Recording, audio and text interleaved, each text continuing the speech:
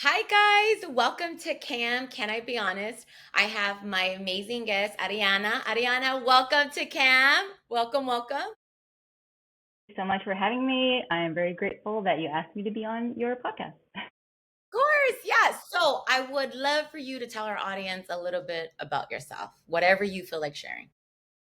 Okay, so to start off with, I am a mom of two boys. Which are I super am an adorable. thank you. I am also an intuitive eating counselor. Okay.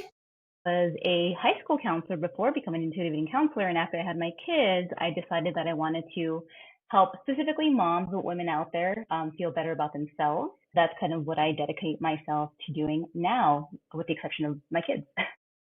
Yeah. So tell me a little bit about intuitive counseling. Like, give us, because I'm sure a lot of people are like, wait a minute, what does that mean? Like, what does that even entail? Right. So if you could give us a little breakdown of what is that? Yeah, sure. So a lot of people don't know what intuitive eating is.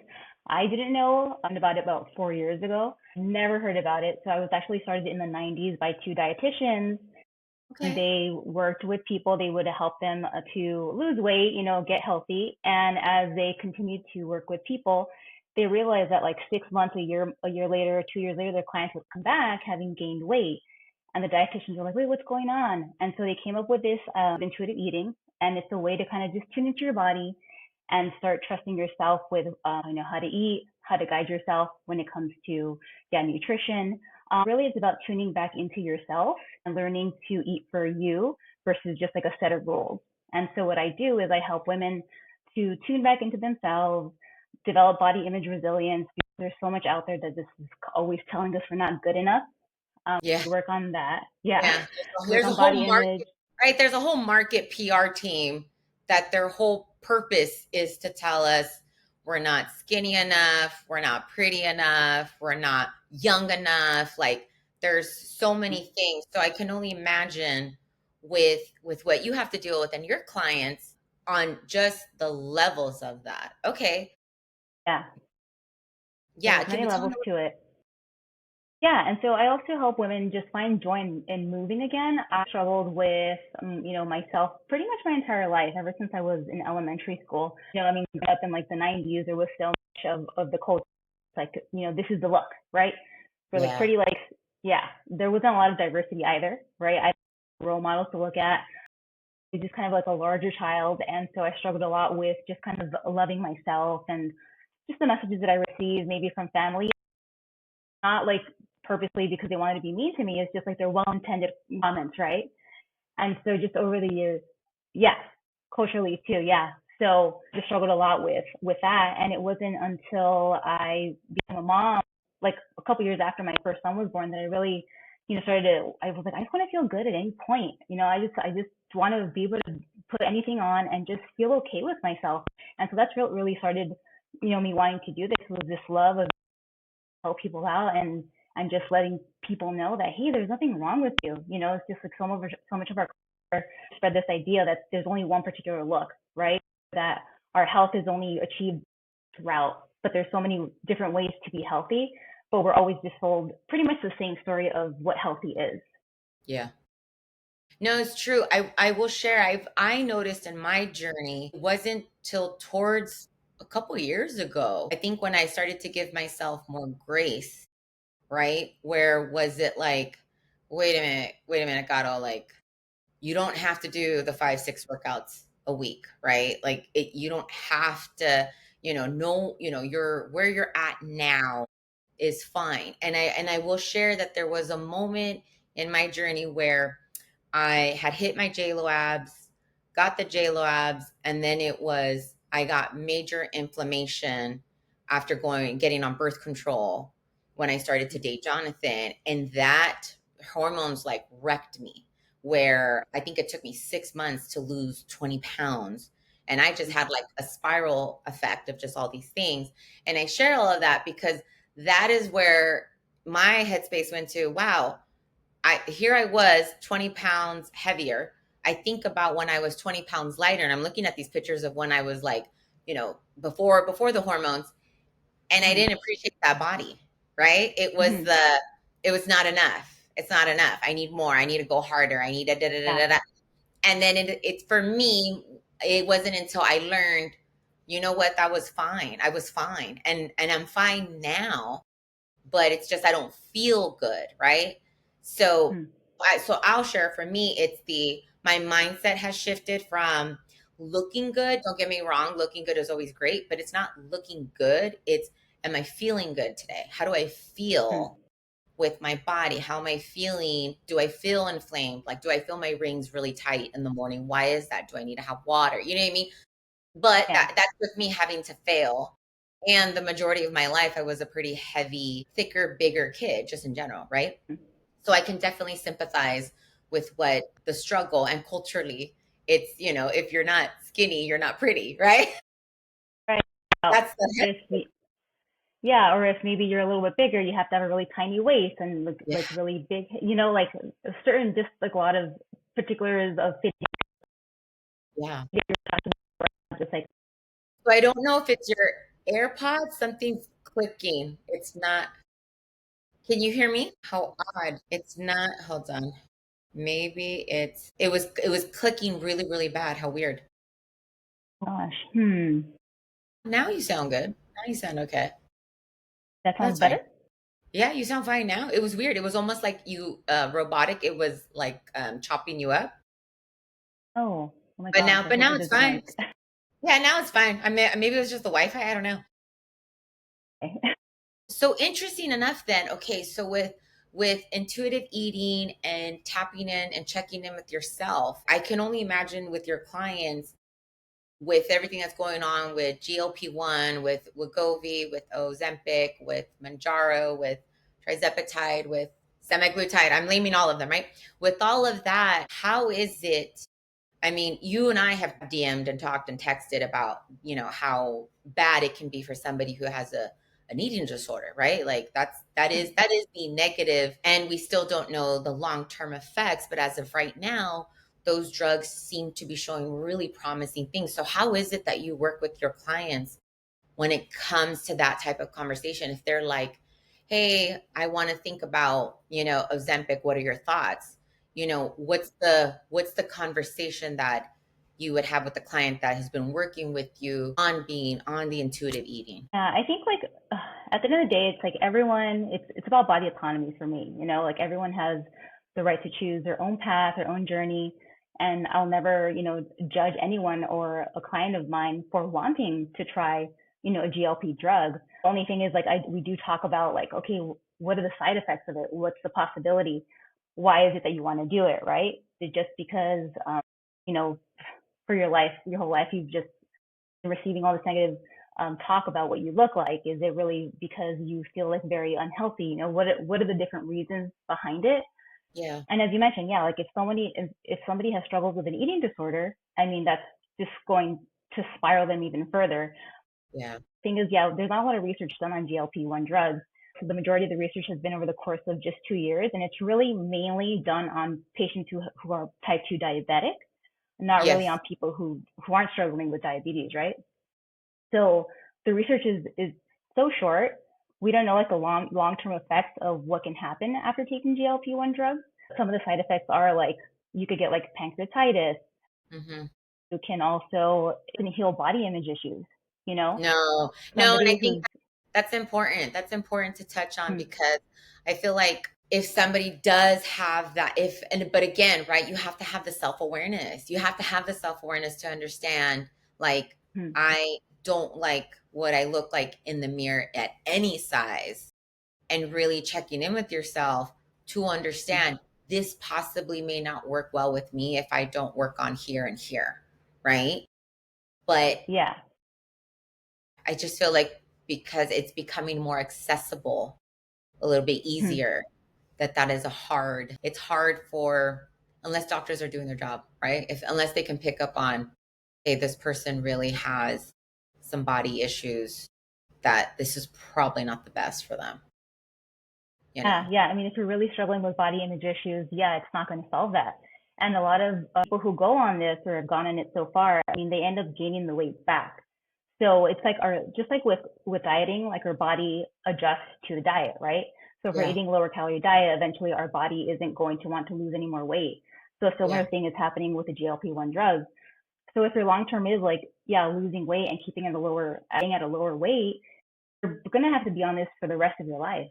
And we don't Hmm. know, again, what the side effects of that are. I mean, there's been so many weight loss drugs that have come out in the last like 30 years. And the majority of those, I mean, well, we don't even have those anymore, because they realized that the long term effects of it were not good. Yeah. People were dying from it or just having like really severe, really bad reactions from it in the long run. And so with these drugs, it's like the solution that the companies have given is, yeah, you're eventually going to gain that some of that weight back, if not all of it. So just stay on this forever. And it's really Mhm. expensive. For patients who do have type 2 diabetes, insurance will usually cover it. But for people who don't have that and they're solely using it just for the weight loss application of it, I mean, it's like $1,000 plus a month. You can get discounts in the beginning of it, but to stay Mhm. on it, it's 1,000 or more. And I mean, for a lot of people, that's not the reality, right? For some Well, of no, like especially women not in that this I've economy. Yeah. yeah, and like clients that I've talked to, they've been on it, and they say it's expensive. I just can't do it. I can't stay on it. And so again, the effect of that is also like, man, like I can't stay on this. Well, I'm going to go back to what I weighed before, even though you probably will anyway eventually. Not saying you will for sure, but it's a possibility. And I feel like it makes people feel almost like a failure again. Mm. Like just in general, like when we're dieting and we can't maintain the diet because we have to eat really low carb and then we plateau and all these other things that happen to our bodies because our body is really trying to just keep us fed, right? It's a survival mechanism. So at the end of the diet not working because we just can't sustain it, we feel terrible, right? We feel like failures. We feel like we don't have any willpower. But I mean, so many successful people out there struggle with their weight too, right? So it's not a lack of willpower. It just has to do with so many other factors that we don't really talk about. Yeah, see, and I love that you touch base on that because I feel like everybody has a cheat code to their body, right? Everybody. Mm-hmm. And so there are so many different things that you have to pay attention to, you have to factor in. Again, women, it's our hormones, right? It's our sleep. They're now paying attention that how important sleep is for a woman. And the reality is, come on, Mm-hmm. if you're a new mom, how much sleep are you getting as a new mom? Right? Yeah. And then that's assuming you just have one child. You throw in another child it's there's so much. It's environment, it's the food, it's even us even trying to eat super organic, right? Let's say you want to have a super clean diet, the pesticides that are in our food, the stuff that we can't control, right? And Mm-hmm. so all of those things will take effect, but everybody has to learn, okay, what's my cheat code for my body? What is it that is going to work for me that doesn't work for Susana or whatever, right? So it may be, and it's funny, I always use Susana as my example, and I don't even that's not even anybody that I have, right? But that's Go-to always my name. name Yeah. that I yeah, that's always my name that I use that I'm like, okay, well, Susana la fulana, right? Yeah. It's one of those things where it's like I've learned even with my mentoring that each person it's not the same mentoring style for each person. Everybody's different, just like lifestyle changes, right? Because it's not a diet, it's a lifestyle Mm-hmm. change. Lifestyle changes, it's everybody's cheat code is very different, right? Are you incorporating, weight training? Okay, if you are, or if you're new to it, or if you're that kind of scares you, because I know that scared me when it Mm-hmm. came to working out, or maybe that's not your style. Maybe you want to do Pilates, maybe you just want to walk, maybe, which is okay, but everybody has to figure out what's going to work for them. At least that's what I've been able to observe over the years is that, cardio heavy is not going to work for me. Like, yeah, I'll lose a ton of weight, but I'll lose the muscle that originally was what I really want, right? I really want to build muscle for the future, not for the Carolina. For the Carolina now is fine, but I'm thinking the Carolina that's going to be 60, 70, 80 years old, right? Because I need that muscle mass to be able to sit up. I need the muscle mass to, knock on wood, be able to fight any future cancers. I need muscle for me. That's what I've learned that was important for me. And everybody's journey, everything is different. Their level of their cheat code is different. So yeah, you're Yeah. right. You're right. So talking to your clients, I can only imagine just being able to do that. Or what I've been able to see is people being able to do like micro doses of this medication, but you still have to do the work. I think that's the most important part of it is that no matter what you choose to do, there's still work. You can't cheat out the work from it. You know what I mean? Yeah, I think it's like it's the internal work is so important because yeah, I mean like I mentioned not that long ago, I mean if you're not feeling good mentally, it doesn't matter. It doesn't matter what you look like. You could have tomorrow, have your ideal body, and if you still have the same mentality, you're not going to feel good. I mean, I used to be a lot thinner than I am today. I mean, I'm not even thin now, but I was at a point in my life where I was very thin. I did not feel good about myself. I felt horrible. I would cry myself to sleep, saying, why do I look this way? How come I'm so like this, or why do I have whatever on my body, stretch marks or whatever the case? And I didn't feel good. And now with this new mentality that I have with intuitive eating, it's like only what I did before. And I'm okay with that because I love to move. I go to the gym 5, 6 times a week because I like it. Before I Yeah. went, it was like a punishment in a way, oh, I got to bring these calories, I got to do this. If I don't do that, then I can't eat this. It was like a mental. It was ridiculous, and ridiculous in the sense of like no one should have to go through that. Yeah. No one should have to just hyper focus on their body and ignore all these amazing things that life has to offer, just Yeah. because something has told us we don't look right. It's like we're all so different. We're all so unique. Everyone has different tastes in people, right? And it's just like, yeah, if the mental aspect is missing, it's not going to matter because you're going to feel bad 50 pounds less. You're going to feel bad 50 pounds more. I mean, Carolina, like, I mean, I've heard your story of your accident, and I mean, that's life changing, right? I mean, tomorrow something can happen to us where we're not mobile anymore. What are we going to do if we don't feel, we're not capable of, come on, bringing us back? Like, okay, I can't move right now, but man, I have this, I have that. So, so that it's so important, to just develop that resilience and know that, we're here for a reason, Yeah. and, trying to be our thinnest ever is not it, yeah, we want to be healthy, of course, but there's so many ways, there's so many avenues to be healthy at so many different sizes. And I think that's like, it's an unpopular opinion, because we've always been fed this idea that the only way to be healthy is to weigh a certain amount or be a certain size. But there really is opportunity to be healthy at many sizes. 100%. Yeah. Yeah. And so question, and again, you share as much as you want. So there Mm-hmm. was a shift for you. There was a mental shift that happened for you. What Mm-hmm. was it? Was that what was the aha moment that you were like, wait a minute, I this needs to change because I no longer want to feel like this. I no longer like what was that moment that shifted you into you understanding that the mindset was where it everything begins. Any Mm-hmm. goal, anything we want in life all starts with our mindset.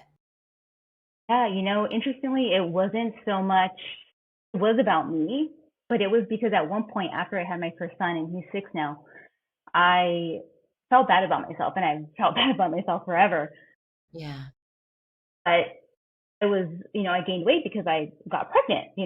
People gain weight when they get pregnant. And so after the fact, my postpartum stage, I was like, I just felt terrible. I was like, sleep deprived, all these different factors, right? And I was like, well, what's the solution? What can I do? Well, I got to lose weight. And so I did. And I went on this weight loss journey. I lost 50 pounds, and I was like, man, I could do this. Like, I've done this before. I've lost weight before, and I've been in a smaller size. So it's just me. I don't have willpower, and I've had to like be on so many diets so that and so I was like, you know what? I'm going to be a weight loss coach. And so I did. I started doing that, and I felt like a huge disconnect because I was like, I want women to feel good about themselves. I want them to know that they're perfect the way they are. They don't have to do all these changes to be worthy of themselves. And then I thought, Ariana, how can you tell women this? Like, just me personally, not no judgment to anyone else. But I was like, Ariana, how can Yeah. you tell women this and then tell them, but you need to lose weight. You need to change. You're perfect, but you need to change. And so that moment right there where I felt that, where I was like on social, I'd never been on social media before, and I finally got it. And I was like going on people's like, Instagrams, and I was like, oh, maybe this, try this or this. And I was like, wait, what am I doing? And so I just so happened to come across intuitive eating when I was like searching on Instagram. And I was like, what the heck? What is this? And so I got curious about it. I started reading about it, and I had my doubts. I had some serious doubts about intuitive eating in the beginning. I was like, what do you mean diets don't work? I've done diets all my whole life, and I've lost weight, but I've gained it back, you know? Totally, And totally, so that yeah. The was, yeah, yo-yo, yeah. yeah. So that was the moment for me where I was like, I can't, like, I just, for me personally, I couldn't do it. I couldn't like go up to a woman and be like, hey, you're great. You're perfect the way you are, but let me help you change.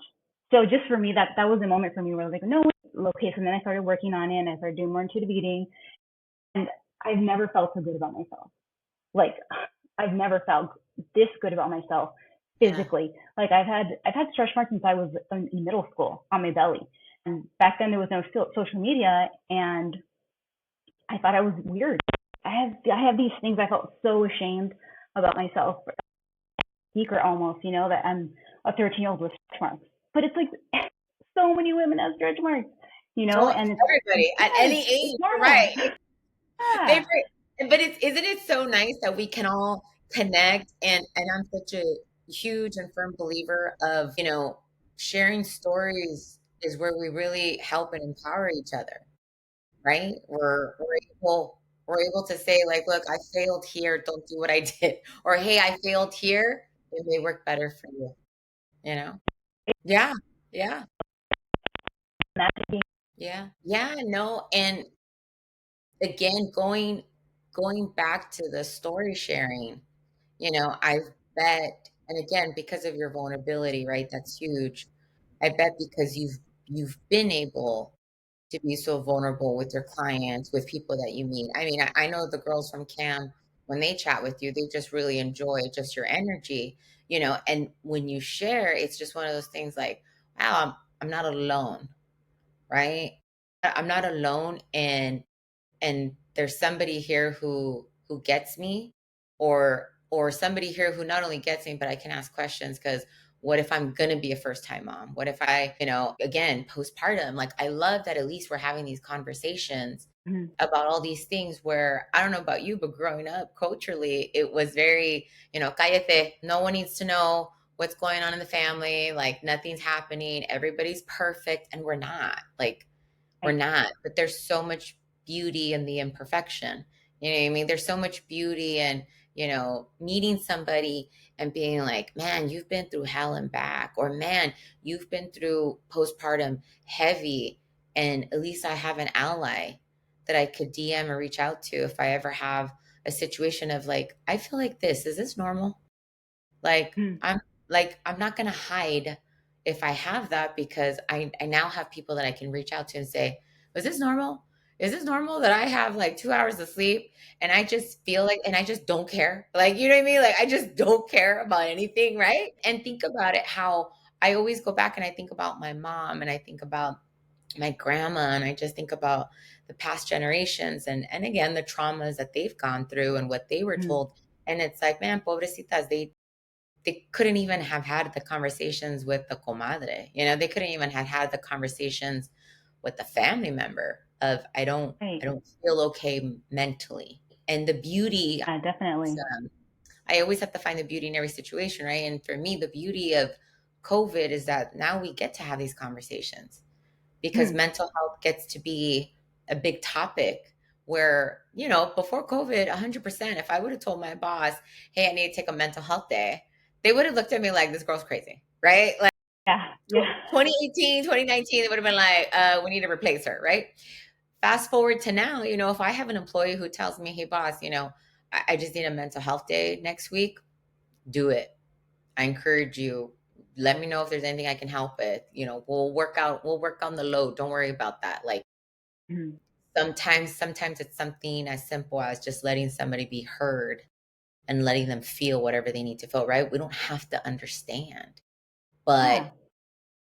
everything goes back to the mindset, right? Like you understanding like how beautiful you are, and you are, and again, like think about, like, I go back to the chat that we had with the girls today in the group, the camp group chat, where it's, one of the girls, I think I want to say Suzanne, was just so great, where it's like our gratitude, our empathy, our compassion, our kindness, our inner beauty, it's that doesn't get weighed on the scale, right? Right. And Yeah. and like And we have to think about that because that Mm. matters a lot too. It can't just be the number we see on the scale. The scale is a tool in the sense of it helps you keep track of like if there's a huge jump, okay, red flag, there's something going on, right? And for me, it was my sign of like, hey, there's major inflammation. Where's the Mm. inflammation coming from, right? But then thinking about it in a way of like, okay, but that's not the final number isn't doesn't define who you are. Like the scale doesn't define who you are. It's just there to weigh. And again, that's assuming you're just doing a regular scale. If you do a scale that has muscle mass, water, density, this and that, that's going to give you a bigger picture. But even then, it's not the whole thing. It's not tracking the stress that you've had in the week. It's not tracking your emotional headspace. It's not tracking other things that are a part of the bigger picture. So Mm. for me, like when I think about that, I'm like, that's not the final, that's not the final say. It's a tool. It's a tool to help us. So with your clients, when you do the intuitive counseling and all of that, is one of the biggest things for you is just to assess somebody's mindset to see if they're open to it, or do you see a lot of the times it's is wanting to just lose weight in a better way instead of understanding it's really a lifestyle change. Like as an intuitive counselor, I will I'll never tell someone how to lose weight or what to do or anything like that because my goal with them isn't the weight loss. Yeah, it's more of the mental shift and how we see ourselves, how we see food, how we see everything, you know. And so when we work together, it's that okay. Let's talk about it. Not to say that I don't work with clients that are on a weight loss journey or want to. I think like majority of people are on weight loss journeys because that's the Yeah. culture, you know. Yeah. But what we work on is more of that. Okay, like how do we see food? Are we seeing food in black and white? Because the black and white mentality has a lot of impact on how we go about our eating, right? Guilt and the shame behind what we eat. Oh my gosh, I ate a cookie. I'm so bad. Yeah. But why are you bad? Food has no moral value, but I understand why we categorize it. You know, Yeah.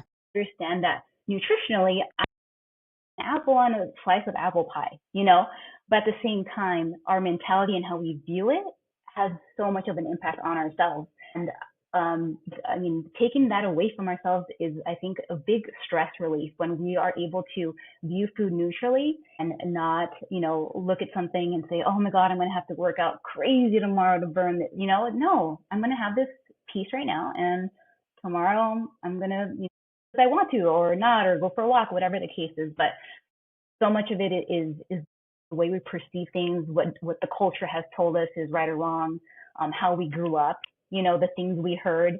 I don't know about you, but for me, it was like, oh, you better eat everything on your plate because if you throw that away, that's a sin. That Oh you're my God. that's guilt right there. But Yeah. at the same time, don't eat so much.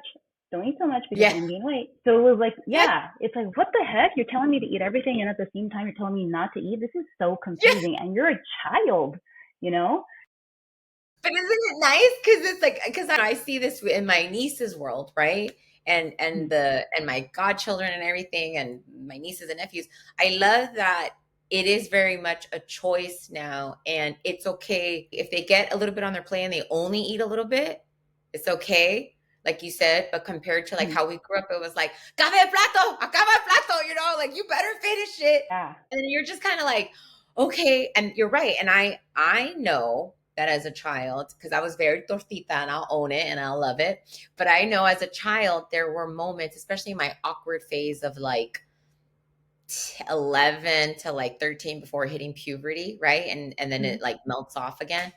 Is I went through that awkward phase of just kind of like I was very chunky and food was starting to become like this thing that I really enjoyed. And I Mm. didn't know why, but it was just one of those things of like, oh, I want seconds. I want, even though like, but not paying attention to, am I full? Right? Not understanding like, am I full? It was more so like, well, there's more pizza. I'll just get another slice and then another slice and then another slice. Not understanding, like, wait a minute, Caro, are you full? But that was never something that I even thought to pause and question. Where I think now, as children, we have been able to us go to therapy And so we're able to talk to the kids, right? And be like, are you full? It's okay if you're full. We'll save this Mhm. food for later, right? We don't have to throw it away. We can put it away for later, or it'll be your snack later, or you know what I mean? So I Mhm. feel like that's beautiful to see now in this generation, parents that have done the healing, that have gone through traumas, that have figured out their triggers, right? With their Mhm. children to see, okay, it's different. They don't have to eat the whole plate that they were served on. That sometimes we didn't even serve ourselves, right? Oh, yeah. Yeah, no, it was just like blah blah blah. Here you go. It's like okay, yeah, no, that's a great point. Yeah, because like yeah, definitely with approach, it's like okay, here's your food. If you're full, you're full.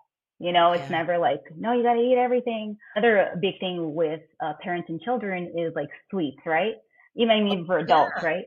But yeah, so when it comes to sweets, I think that because so many of us are always told don't eat so much sugar, don't eat so much this, you're going to gain weight, this is bad for you, this is blah, blah, blah, all these lists of things that are not good for us when it comes to sugar, then we develop this mentality of like kind of all or nothing, oh no, I got to eat everything because I'm not going to have it anymore. And so it becomes like a taboo thing to do, right? A taboo thing to Yes. eat sweets.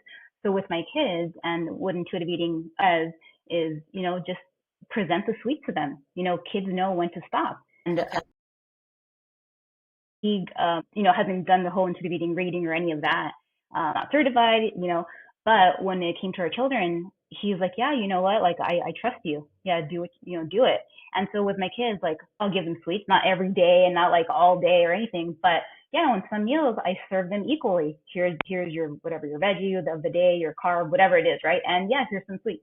And in the beginning, he was like, oh my God, you're going to give them that? But no, they stopped. Like, I forgot what it was, like weeks ago or a month ago.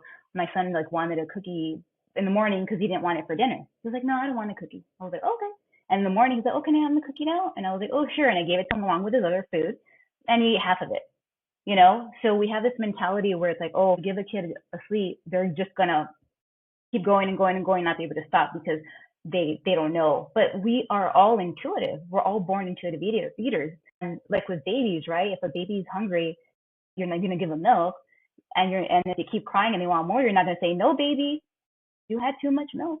Mm-mm. No, you're going to give them more milk, right? Because they're asking for it, and then they'll stop. But as we grow and as we get all these ideas of what it means to eat and what's bad for us or bad for us, then that's when we kind of start to lose it a little bit. And the hunger and fullness cues, they start to dissipate because we start to follow more a set of rules, and we don't tune into ourselves as much, right? Like you were mentioning, like you would like eat a piece and another slice, another slice.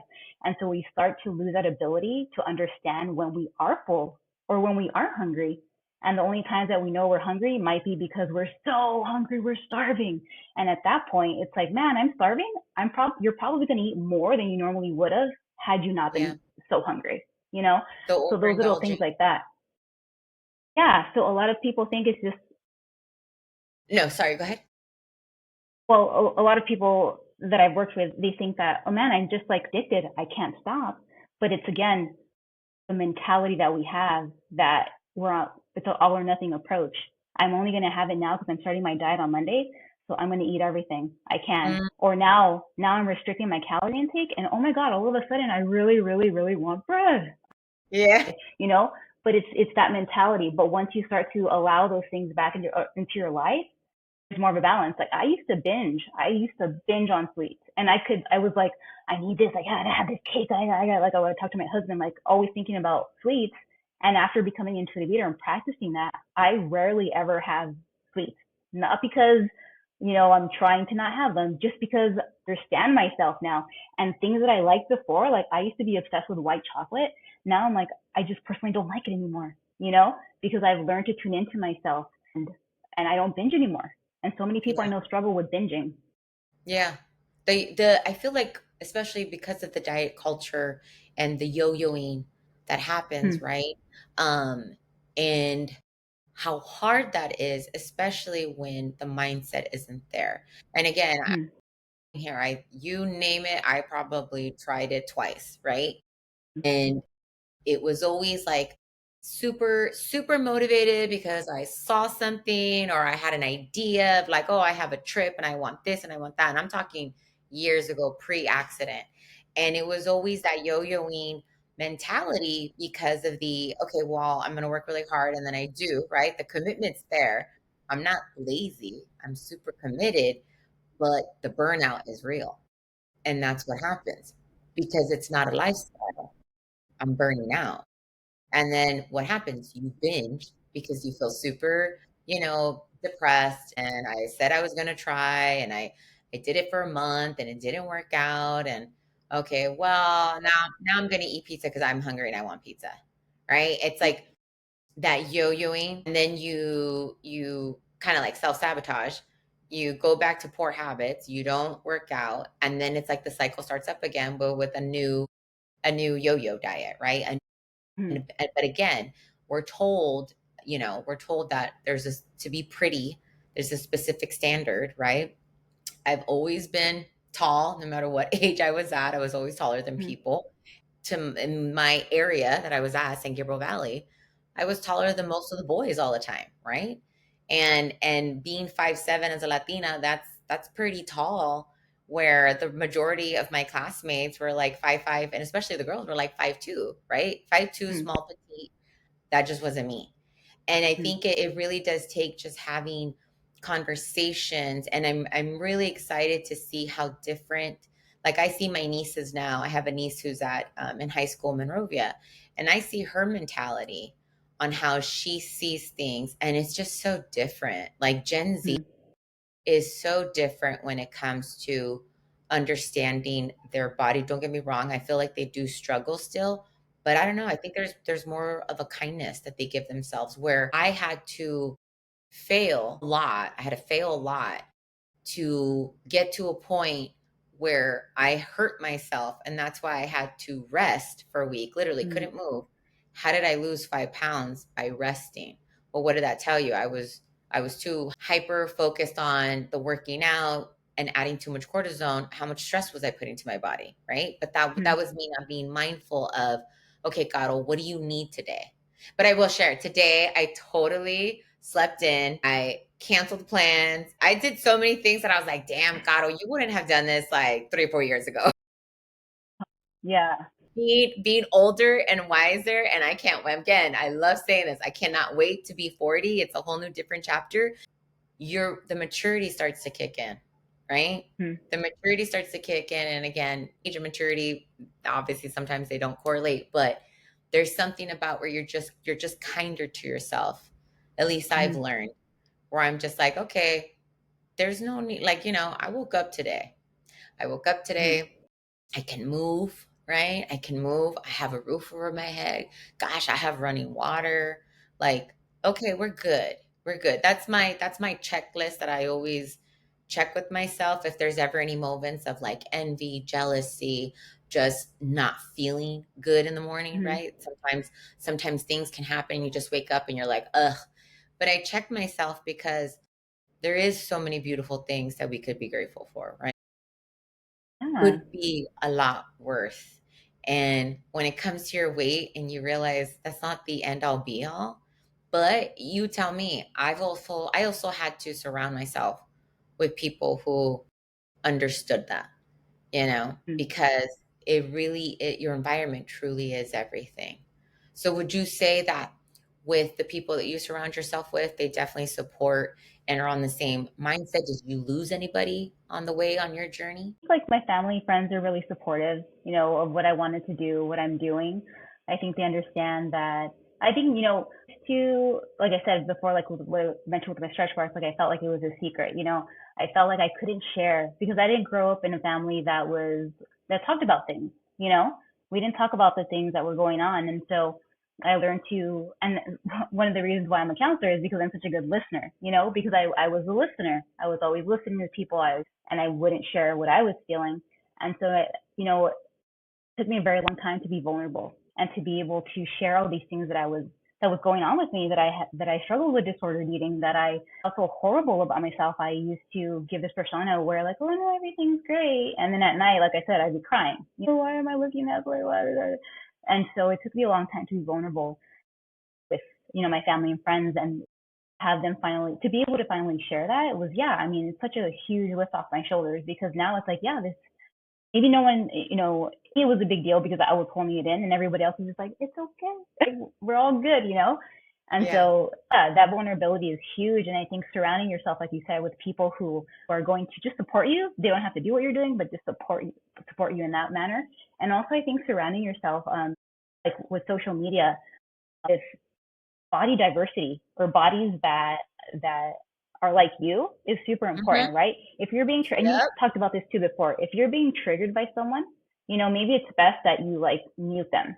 Nothing Yes. personal, but to anyone, right? But yeah, you know what? I'm struggling with this, and I gotta check in. Okay, I'm gonna mute this person. And I'm gonna start following people that maybe it's about how you look. Follow people who look like me, because that'll Totally. help me feel better. So that's important Oh, too. yeah. That's one of the things, yeah, I that I mean, recommend to people.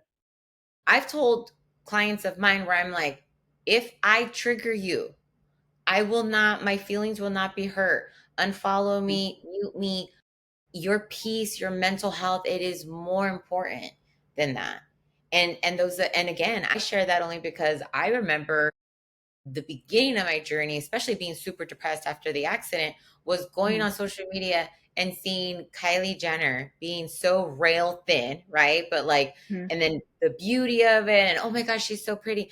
And then I just felt the instant comparison that I did. I'm at the heaviest I ever, 235, super depressed. I'm emotionally eating, and my life is just, I've hit rock bottom. And then I see this on social media, and I'm just like, what the heck? Like, there's no way I could ever look like that. The comparison starts, Mm-hmm. right? Yeah.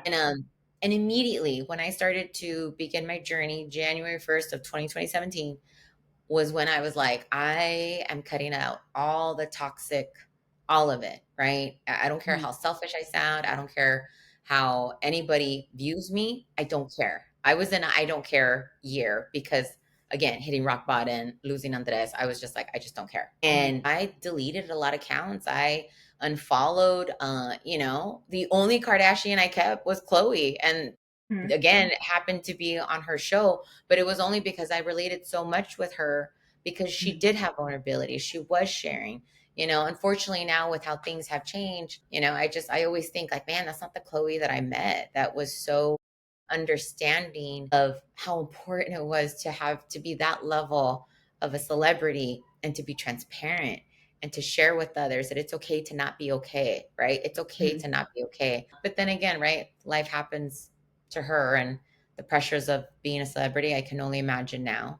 But I share that, and I could always digress, but I share that only because that helped me end up my algorithm changing, and I ended up getting better accounts, like these more positive accounts. Then I would start to read Gabby Bernstein, and I was like, wow, what's this all about manifesting and super attracting and this is that. And then when I started to piece things together, where I'm like, wow, I've been doing this my whole life and I just didn't know it. I didn't know how limitless I was. But sometimes it just takes having conversations with people and being exposed to different environments, right? And the right people. And I did. For me, I did lose people in my journey, but it's because they just were not meant to continue to be a part of it. Even now, I still lose people now, but Mm-hmm. it's okay. Have you read the Four Agreements? Yeah, I have. Mm-hmm. Okay. So, right, the one thing that just like core memory that stuck with me when I was super in my journey of finding myself was don't take things personal. That Mm-hmm. was the biggest one that I was like, you know what, Caro, don't take it personal. It's okay. Everybody's in their own life. Yeah. Don't take it personal. And when you start to think that way, life is so much lighter, Yeah, right? And definitely. so, right? And so, there might be a friend that I may not see for a year and a half, but maybe they just weren't in a good space then. And maybe now they Right. are. And there wasn't any bad blood, right? But maybe we're just better. But yeah, I will share, mindset is everything. If I'm not good up here, I'm not going to be good here, and definitely physically I'm not going to be okay. And I know we share this is that Mm-hmm.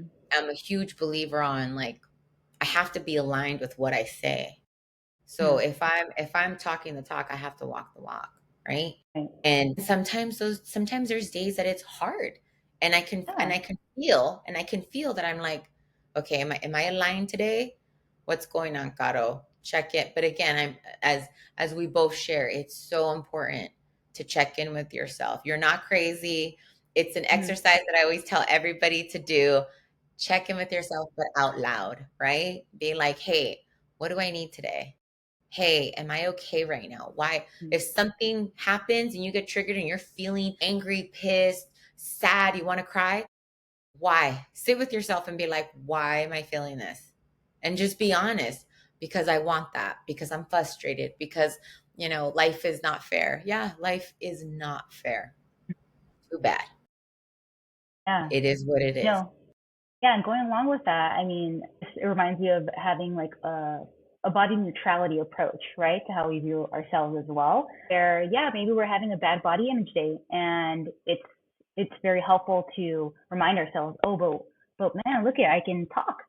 Look, I have my arm. Okay, I feel so bad about my arm right now. It's so, oh, I can move my arm. I can carry my child with my arm. I can drive to work, or I can, checking and viewing those aspects of our body physically that give us so much every day that we don't think about because we're too hyper focused trying to look a certain way, like fit a certain standard, right? Totally. Totally. And so interesting enough, random but kind of on the topic, the Mm-hmm. newest plastic surgery operation that's being done now is BBL lifts, because now we've gone through, like, I think almost 10 years of like BBLs, and now they're Wait, what's seeing BBL? a Brazilian butt lift. So it's a trend again, you're saying? Well, no. So remember back in the day, it was a huge trend, right? Remember, like, Kim Kardashian was doing it. Like, that was like, I want to say Kim was like the highlight of all of that, right? Hmm. And 10 years later, they're now seeing that the biggest procedure that people are asking for is lifts because they're Hmm. sagging now. So now there's issues, Okay, got it. right? Hmm. So now they're having issues with them. And technically now they're not in, right? Like, I mean, it Right, depends who you talk to, but in the mainstream media, what is it? I right. feel like we went backwards. I feel like we went to the skinny supermodels in the 90s, right? Yeah, Where it's we're like, like it's reverting like back. Yeah. right? Like super rail thin, where it's like, wait a minute, I like the skinniest I'm gonna be is a size 6, and I'm okay with that, right? But you're like, Mm. definitely not gonna be a size 2. So it is interesting that that's now something that's happening. But why? Because of what the trend was 10 years ago, that people Yeah. have either fixed it, have either removed it. I mean, Cardi B Mm. took out a bunch of injections, you know what I mean? Like, there's Mm. so many things. It's changing. And when something's a trend, and Yeah. again, I'm all for plastic surgery. I'm all for whatever you want to do as long as you do it for you, right? Don't do it for society. Don't do it to fit in. Don't do it to be the cool girl. Don't do it for the likes. Do it for you and your soul because you truly want it. And it Mm. isn't about attaining something or someone, right? Yeah. But yeah, I just thought I was like, oh my God, that's such a random. When I found that out, I'm like, BBLs need lifts. Okay. I'm like, we're there now. Like, that's the part of our journey that we happen to be Yeah. there. I'm glad you brought that up because, yeah, the trends are super important, right? We have gone through so many trends since the beginning of, I don't know, long 1800s, 17, whatever it is, right? There's been so many trends where this is out, this is in. And in right now with the trend that you're talking about, right? Like cutting out the booty, right? Making it smaller or Hmm. it's interesting because I mean, yeah, what do you do culturally, right? What if you are a person who like genetically, you just have happen to be that way? These trends exclude so many people, right? And it makes Yes. it seem like they are the only people who like most people look this way, but it's not. The majority of people Hmm. don't look like that, but that's of course the trends, and that's what they're trying to portray that this is the look. And what about the Latinos with the thighs or the whoever else? Yeah, so it's excluding so many people too. It's just no matter what you do, unless you get surgery, you won't ever look that way. You know? Yeah. And again, and then there's those people who just like look so gorgeous. And you're just like, sometimes you just need the right people around you, right? Mm-hmm. And when you don't have, again, I go back to environment. When you don't have the right environment, yeah, you're not gonna feel well. You're not gonna feel okay. You're not gonna think that it's okay to be the size that you are. I'm not gonna Right. lie. I was very, I say delulu, because Mhm.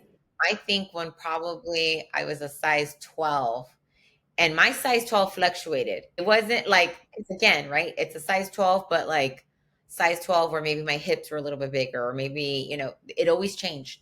But I Mhm. always thought to myself, like, I was like, damn, I look good, right? This was pre-accident. Damn, I look Mhm. good. I was like, okay.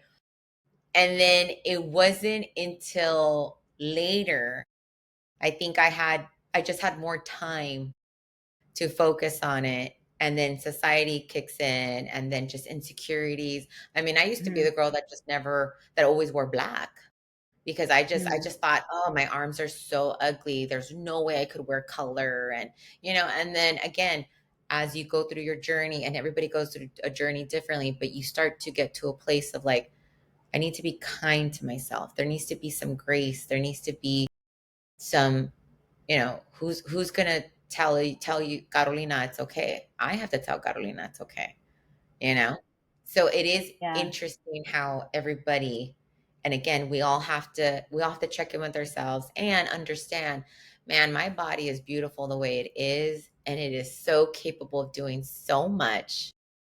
I'm blessed, Yeah. right? Yeah. I mean, we really are blessed, in so many ways. Yeah. So it's super important to, yeah, check in with yourself and again, think about those things. Yeah. When it comes to our body or whatever is going on that day. I mean, there's so many things that impact, like you were saying, what we look like, right? You can feel so good, wake up and be like, yeah, oh my God. You go Mhm. outside or I don't know, you're driving to work and so you see something, a billboard ad, man, but wait, but you felt so good before, you know? Yeah. One of the things that Yeah. I heard was when it comes to like clothing, don't look in the mirror. Choose the clothes and see how it feels on you. Because once you look in the mirror, sometimes you're like, oh wait a second, you start nitpicking at everything. But man, I felt so good when I had it on before I even looked at myself. I mean, if we didn't That's have a good mirrors, point. we'd probably feel good all the Yeah. time. That's so true. So I was going to say, before we end the podcast, I was going to ask, okay, so what would you want to leave the audience with? And what would be a good way for them to check with themselves? Like a good exercise that you would want to leave them with? Let's see, a good one. I think like the easiest one that I can think of, two things, which I already mentioned, was just media a lot and follow the people or mute the people that are triggering you. They're triggering you for a reason. That's okay. But mute them. Follow people who are more what you're looking for, right up your alley, right?